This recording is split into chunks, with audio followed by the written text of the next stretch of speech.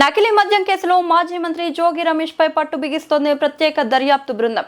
నిన్ననే కోర్టులో charge sheet దాఖలు చేసింది. పూర్తి ఆధారాలతో సహా అన్ని వివరాలను పొందుపరిచింది. గతంలో వ్యాపార భాగస్వామిగా నకిలీ మద్యం ప్రధాన నిందితుడిగా ఉన్నాడు.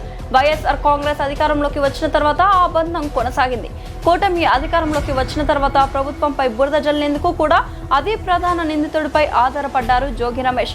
10 ఏళ్ల కిందట వ్యాపార భాగస్వామిగా, వైసీపీ అధికారంలోకి వచ్చిన తర్వాత నకిలీ మద్యం తయారీదారులుగా, కూటమి అధికారంలోకి వచ్చిన తర్వాత రాజకీయ కుట్ర కోణానికి ప్రధాన నిందితుడిని జోగి రమేష్ వాడుకున్నారు అన్నది ప్రత్యేక దర్యాప్తు బృందం విచారణలో తేలింది.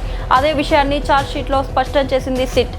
అంటే జోగి రమేష్ తప్పించుకునేందుకు వీలు లేని స్థితిలో పట్టు బిగిస్తోంది ప్రత్యేక దర్యాప్తు బృందం. చిత్తూరు జిల్లా తంబళ్లపల్లె నియోజకవర్గంలో నకిలీ మద్యం డంప్ వెలుగు చూసిన సంగతి తెలిసిందే. ఆ మరుసటి రోజు ఇబ్రహీంపట్నంలో మాజీ మంత్రి జోగి రమేష్ హల్చల్ చేశారు. అయితే తంబళ్లపల్లెలో నకిలీ మద్యం డంప్ నిందితుడు అద్దెపల్లి జనార్దన్ రావుగా తేలింది.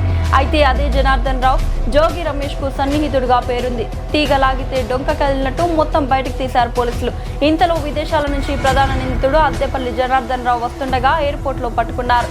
అయితే గతంలో జోగి రమేష్ తో చేసిన వ్యాపారాలు, మద్యం వ్యాపారాలు, నకిలీ మద్యం దందా, ఇప్పుడు కూటమి ప్రభుత్వంపై బురద జల్లే కుట్ర వంటివి బయట పెట్టారు.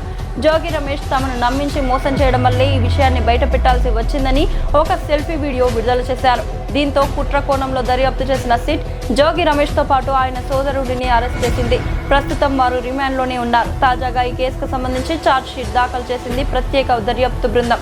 నకిలీ మద్యం కుంభకోణానికి సంబంధించి ప్రధాన నిందితుడితో పాటు ఆయన సోదరుడి నుంచి జోగి రమేష్ కు ఎప్పటికప్పుడు ముడుపులు అందేవని, అందుకు సంబంధించి వారి మధ్య సంభాషణ, డిజిటల్ పేమెంట్లకు సంబంధించి స్క్రీన్ షాట్లు వంటివి ఛార్జ్ షీట్ లో పేర్కొంది ప్రత్యేక దర్యాప్తు బృందం. నకిలీ మద్యం కుంభకోణంలో ప్రధాన నిందితుడు అద్దెపల్లి జనార్దన్ రావుతో జోగి రమేష్ కు చాలా ఏళ్లుగా సంబంధాలున్నాయట. జనార్దన్ రావును వ్యాపార భాగస్వామిగా చేసుకుని చాలా రకాల కార్యకలాపాలు సాగించారట. వైఎస్ఆర్ కాంగ్రెస్ అధికారంలోకి వచ్చిన తర్వాత ఇబ్రహీంపట్నం నుంచి నకిలీ మద్యం డంప్ చేసేవారట. అందుకు గాను లక్షలాది రూపాయల ముడుపులు జోగి రమేష్ సోదరులకు అందేవట. వీటన్నింటినీ ఛార్జ్ షీట్ లో పొందుపరుస్తూ ప్రత్యేక దర్యాప్తు బృందం సంచలనాలకు కారణమైంది. ఇప్పుడిప్పుడే జోగి రమేష్ బయటపడే అవకాశం లేదని స్పష్టమవుతోంది.